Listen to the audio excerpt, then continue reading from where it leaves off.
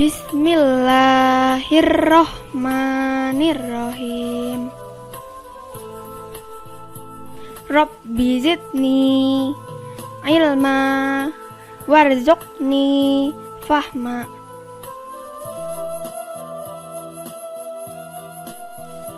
Artinya, ya Allah, tambahkanlah aku ilmu dan berilah aku rezeki akan kepahaman.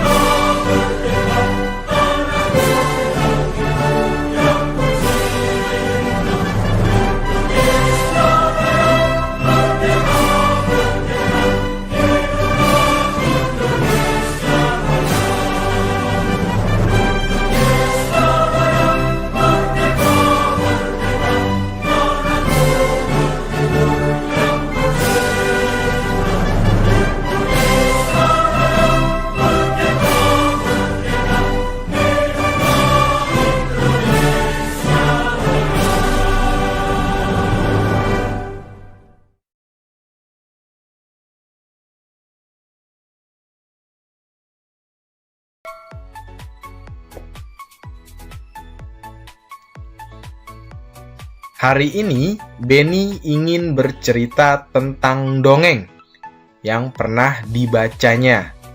Beni terkenal pandai bercerita di antara teman-temannya. Ia bercerita tentang kuda dan keledai. Kuda dan keledai adalah hewan yang digunakan untuk mengangkut beban. Juga sering digunakan untuk alat transportasi. Nah, apakah kalian ingin tahu ceritanya? Oke, kita saksikan ceritanya bersama-sama. Dengarkan ya. Judulnya adalah Kuda dan Keledai yang Syarat dengan Beban. Pengarangnya adalah Aesop. Pernah ada seekor pria yang memelihara seekor kuda dan keledai. Kebiasaan pria tersebut memuati keledainya dengan beban yang berat. Keledai tersebut terhuyung-huyung karena beban yang terlalu berat. Sementara kuda berjalan dengan beban yang ringan.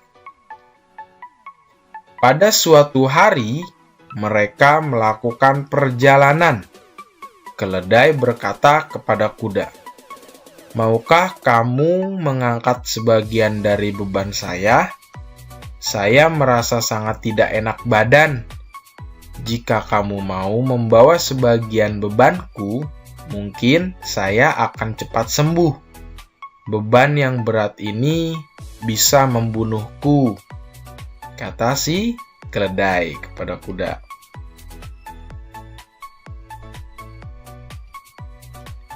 Kuda hanya menendang-nendangkan kakinya. Ia berkata kepada keledai agar tidak usah mengeluh. Ia tidak mau diganggu dengan kata-kata keluhan. Keledai terhuyung-huyung selama berjalan setengah kilometer. Tiba-tiba ia jatuh ke tanah dan mati. Si pemilik datang dan hanya bisa berpasrah dengan apa yang terjadi. Ia melepaskan beban dari keledai yang telah mati. Semua beban ditempatkan di atas punggung kuda. Aduh, keluh kuda saat dia merasakan beban berat. Beban bertambah dengan berat tubuh keledai yang telah mati. Sekarang saya mendapatkan ganjaran karena sifat saya yang jelek. Saya menolak menanggung sebagian beban keledai. Sekarang saya harus membawa seluruh beban. Ditambah dengan berat tubuh teman saya yang malang ini, kata si kuda. Oke, dongeng ini bersumber dari rumahdongeng.com. Nah, anak-anak, ini adalah cerita tentang kuda dan keledai yang syarat dengan beban. Nah, kira-kira dari dongeng ini kita dapat mengambil pesan apa ya? Apakah ada yang tahu? Nah, susunlah kata-kata di bawah ini sehingga menjadi sebuah pesan moral yang terdapat pada dongeng kuda dan keledai yang syarat dengan beban. Nah, jadi ini nanti akan menjadi kalimat ya, dari beberapa kata akan menjadi kalimat pesan moral dari dongeng sebelumnya. Nah, ini ada beberapa kata, yaitu ada kamu, ada bantuan, membutuhkan, bantulah, maka, orang, terbantu, akan, juga, yang. Oke, nah, kira-kira jika disusun menjadi kalimat pesan moral apa ya ini? Kata pertama pasti apa? Nih, clue-nya ya, kata pertama pasti apa? Bantulah. Kenapa bantulah menjadi kata pertama? Karena kata bantulah diawali dengan huruf besar nih ya, huruf besar atau kapital. Berbeda dengan kata-kata yang lainnya. Maka pesan moral yang terdapat pada dongeng kuda dan keledai yang syarat dengan beban adalah ya, bantulah orang yang membutuhkan bantuan, maka kamu juga akan terbantu. Jadi ingat ya, apabila ada orang lain atau tetangga kita memerlukan bantuan yang sekira kita mampu untuk membantunya, maka apa? Kita bantu, iya. Karena nanti tentu kalau kita memiliki kesulitan atau kita memerlukan bantuan juga, insya Allah kita akan dibantu kembali ya. Jadi itu ya pesannya.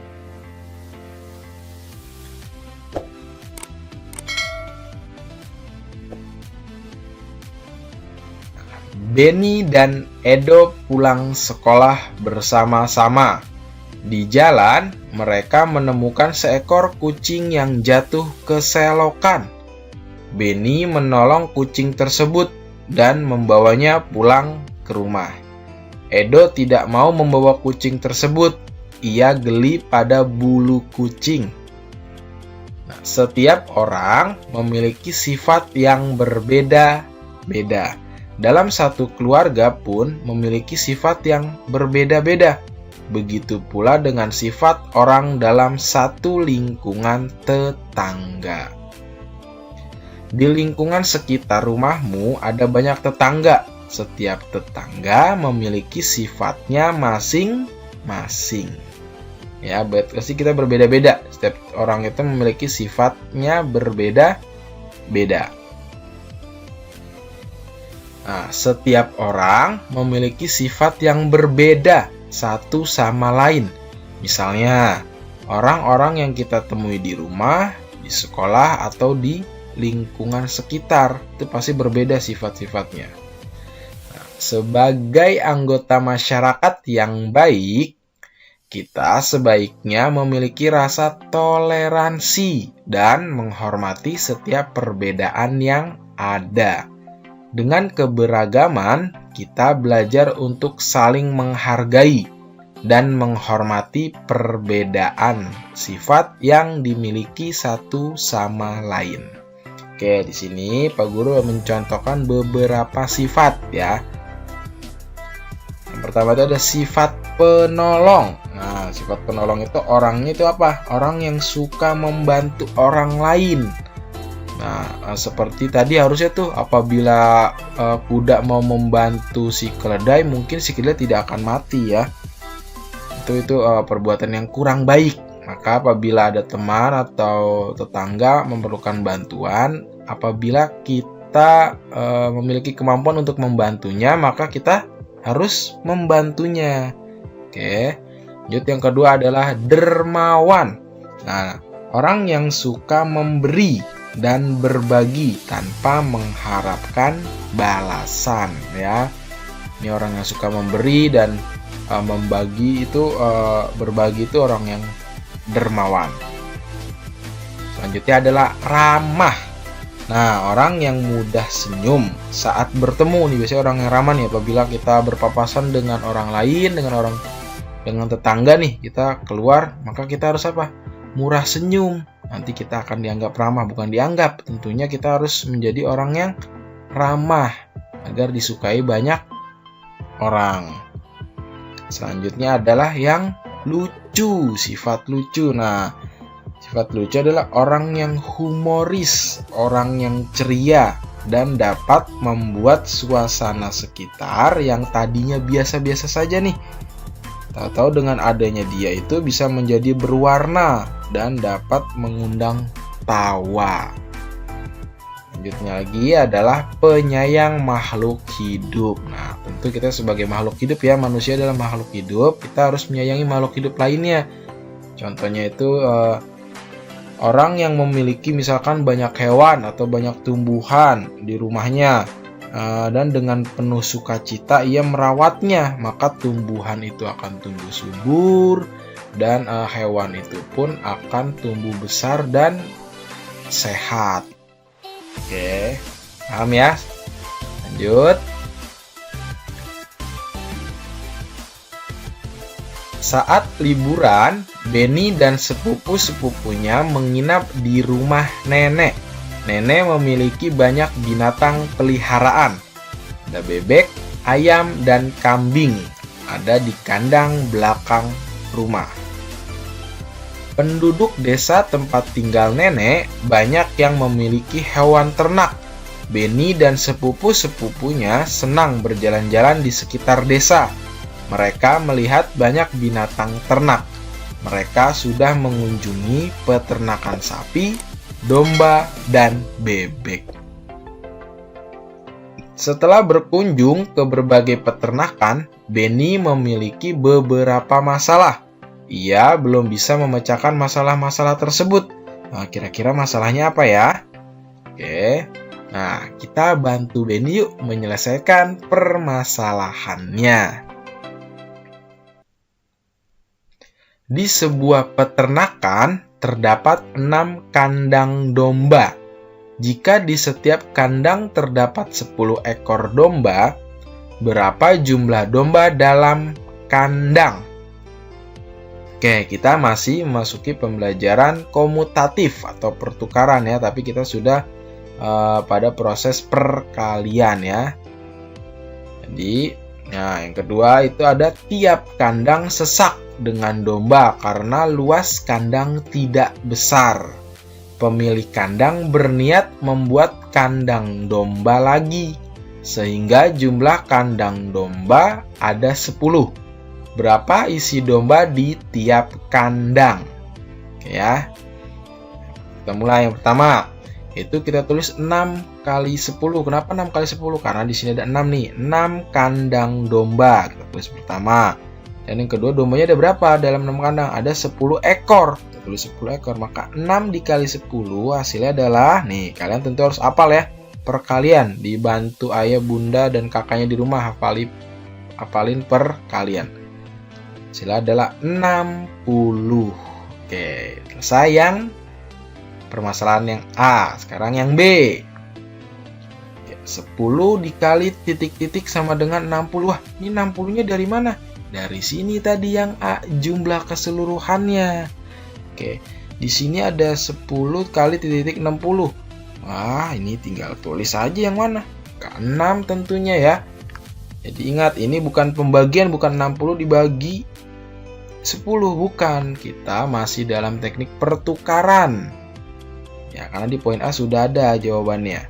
Kita masih perkalian. Ya, oke. Jadi hasilnya adalah 6. 10 dikali 6 sama dengan 60. Nah, maka pertukarannya nih. Ya, 6 dikali 10 sama dengan 10 dikali 6. Nah, tinggal ditukar saja ya. Oke ya, kalian harus paham ya. Nah, jadi konsepnya adalah nih. Maka sifat pertukaran pada perkalian dapat dituliskan sebagai berikut. Nih, A dikali B sama dengan B dikali A. Oke, paham ya? Nah, kita sudah beberapa kali membahas tentang ini. Tentunya kalian harus sudah lebih paham lagi. Dan apabila ingin benar-benar paham, tentunya harus apa? Banyak berlatih.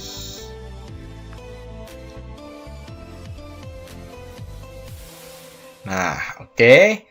Cukup sekian ya pembelajaran kita hari ini. Semoga bermanfaat.